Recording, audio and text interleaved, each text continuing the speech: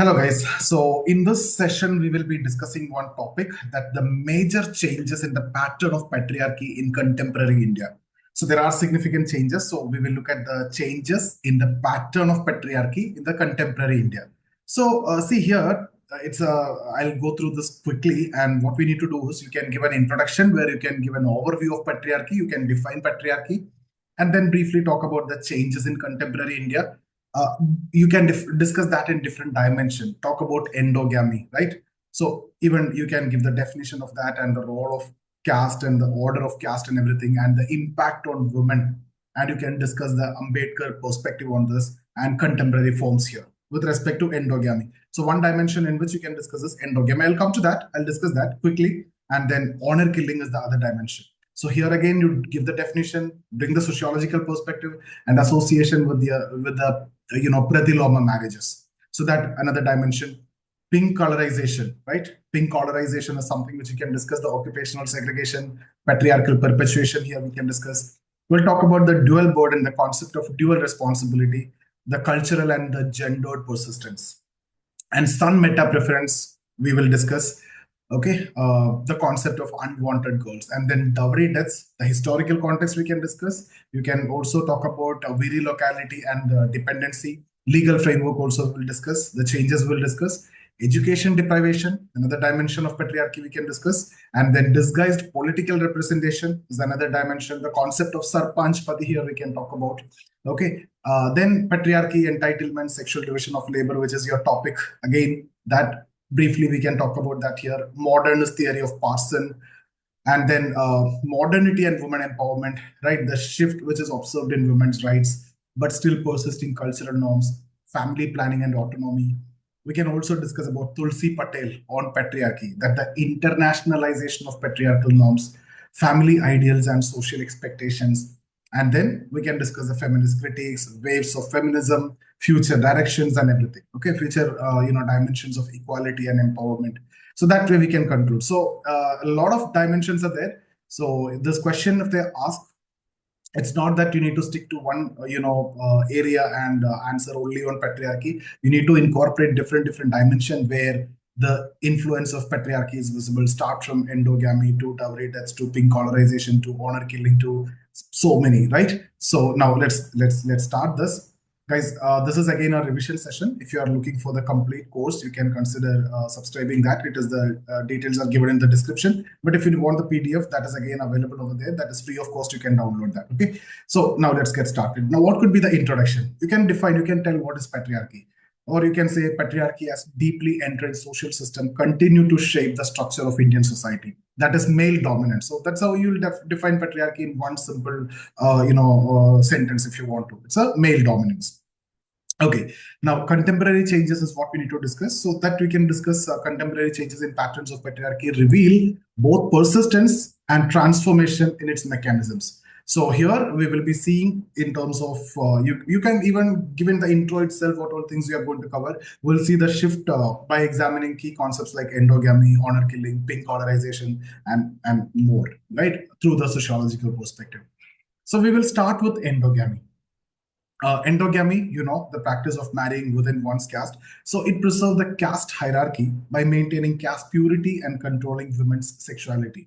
Now, what the impact on women? Women are seen as, custodians of caste purity, and deviation from endogamous norms subjects them to moral and emotional subjugation. So here you can mention about that, and you can talk about Dr. B.R. Ambedkar perspective in his work, that is Caste in India, their mechanism, genesis, and development.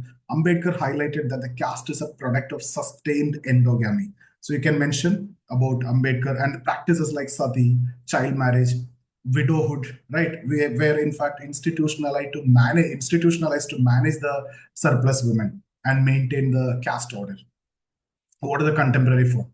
Online matrimonial platform that perpetuate caste-based marriage preferences. There again, you can see emphasizing caste, subcaste matches like that.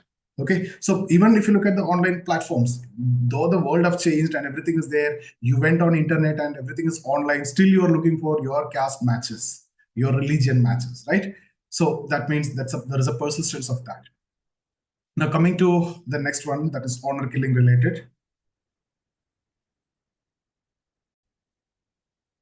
So now, see, what is this concept of honor killing? If you see in patriarchal societies, women are perceived as the bearers of family honor. I told you. So if you marry outside the gotra, or you are supposed to marry outside the gotra, actually, that is what clan exogamy, but caste endogamy. So when we talk about honor killing, you either marry outside caste, that is again an offense for them. You marry even within gotra, that is also considered as not something which is good and a kind of offense, right? Offense means against their norms. Within Gotra or within clan, you cannot marry.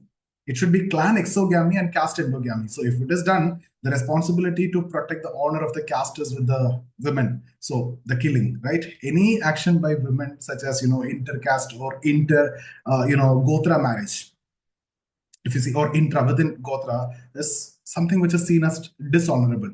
And that will justify this honor killing, and they'll be killed because the responsibility to protect the honor of the caste or the Gotra is with the women actually.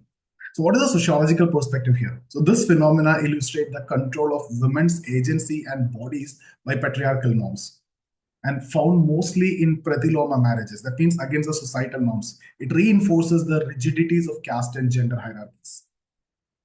Being collarization. What is the definition? Basically, this refers to occupational segregation of women into low income, low status jobs such as nursing, teaching. So you brand women to these jobs. So, see, societal norms discourage women from entering high status or high income professions, confining them to roles which is deemed suitable, convenient, like that. So that's a perpetuation of patriarchy or perpetuation by patriarchy. Then you can talk about the concept of dual burden, that women face dual responsibility of professional work and domestic works. When you modernize, when you become middle class, you have to go for work at the same time you have to do the household work as well. So that's the dual burden. And then if you see cultural persistence here, the gender stereotypes across social groups perpetuate the sexual division of labor, and that's burdening working women with the household duties. It is like taken as a responsibility of women to do the household duties, and it is as a stereotype. Okay, now sun meta preference. It was highlighted, this practice, in Economic Survey 2018. It was came or it was mentioned for the first time that the families continue to have children until their desired number of sons are born. Okay, or until the sons is born. Maybe you keep on having children until you get a son or you get as many sons as you require, right? So that is what sun meta preference. And what is the consequence? Over 21 million unwanted girls in India suffer from, resource deprivation. See, female infanticide has declined, but this meta preference, sun meta preference, sustains gender discrimination even now also. Dowry death. See, dowry practices reflect again the patriarchal displays of status and wealth. Very locality means women moving to the husband's home. That exacerbates, the dependency on the husband's family. So, consequence, if you see women face violence and abuse, domestic violence, enduring societal and familial pressures to maintain that family's honor.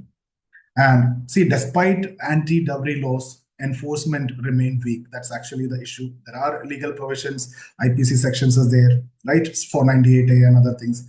But still, Domestic Violence Act is there. And cultural acceptance perpetuate this practice even now. Again, educational deprivation. If you look at the statistics, family literacy in India lags significantly behind male literacy. If you look at 2011 census, which is revealing rates of 65.46 for women compared to 82.14 for men. Patriarchal norms, if you see, sons are prioritized for education, and that's limiting girls' access to schooling and career opportunities. And disguised political representation. So, what's the concept here? The phenomenon of Sarpanch Padi, where male relatives of elected women representatives exercise power on their behalf. So, Sarpanch Padi, if the seat is reserved for women, women will contest election, win the election, become the president or of the panchayat, but still who will control things? It is the husband of that woman. So it's like, that's what Sarpanch Padi is all about. So the woman, the president is actually a dummy one, but actual control will be with the husband, Sarpanch Pati. Okay.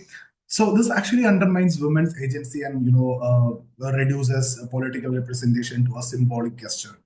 So again, patriarchy, entitlements, and sexual division of labor. You have already discussed and studied this as a separate topic I think along with women's movement. Before women's movement, I discussed this concept. So where I define patriarchy, entitlements, and what exactly is sexual division of labor and everything. There I discussed about this pink collarization and everything in very much detail. So go through that PDF also. So entitlement means a belief in, deserving privileges influenced by culture, law, and societal values.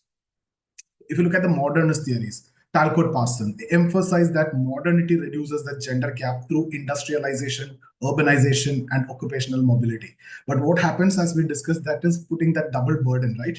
Dualism, right? That household activity also you need to perform, you need to go for the work also because of the aspirations and middle class values and everything. Still, there are certain values which are persisting despite modern influences. Patriarchal values are still there, like the preference for male children, son meta preference, resistance to women's autonomy, endure, and all those are still there. So, guys, I'm just discussing everything in one line so that you won't miss things when it comes to this topic. The question is about patriarchy in the contemporary India. So these are different dimension, and the more you add, the better it is. And remember, it's a revision session; it's not the actual course or class. Okay, so I'm trying to touch upon all the aspect as much as possible. Again, talk about modernity and women empowerment. So here, what are the shift observed? If you see, increasing emphasis on individual rights, including property, inheritance related to that, and then autonomy in marriage choices, that's there. Okay, so modernity to an extent, there are some kind of women empowerment, but still some traditional values are persisting. Childbirth and family planning now involve mutual agreement between the spouses and more of like a partnership now, the relation between husband and wife. But still, persistence of patriarchal norms are there. Cultural emphasis on sexual purity, child marriage, and stigmatization of divorce that remains still significant. Okay, now Tulsi Patel on patriarchy. That is talking about women's subjugation. Women internalize patriarchal norms, accepting unwanted pregnancies and wage disparities. Right? And marriage and motherhood are considered the pinnacle of women's life, overshadowing other achievements. So, family ideals here. So what I want to conclude is I want to say by, we can talk about feminist perspective, criticize patriarchy's generalization and urging recognition of, intersecting oppressions such as caste and class, and focus on political, economic, and social equality through collective action and reforms, women movement, waves of feminism. Now, if you look at the current scenario, progressive families emphasize women empowerment, give education, right? Challenging entrenched patriarchal norms. What's the future? A shift towards respecting women's individuality and ensuring equal opportunities is crucial for reducing such kind of social inequalities. So these are the main areas and the topics and the points that you need to cover if you get this question. So if you see what all things I have touched upon, I have discussed about endogamy and I connected it with the patriarchal values, the contemporary aspect, honor killing, pink collarization, dual burden, son meta preference, dowry death, educational deprivation, disguised political representation, the concept of sarpanchpadi, and then patriarchy, entitlements we discussed, modernity and women empowerment as a positive we discussed, Tulsi Patel on patriarchy we discussed, that internalization of the patriarchal norms. That's all. Okay, so I hope this session was helpful to you for a better revision on this topic. Some areas you might not have heard or thought about, you can take down and you can work upon that. And guys, if you like the video, share it with your friends, like the video. And then if you're looking for any mentorship for sociology or a course or test series, if you are interested, you can get in touch with us. The details are given in the description. Check out that also. So see you in the next session. Thank you so much.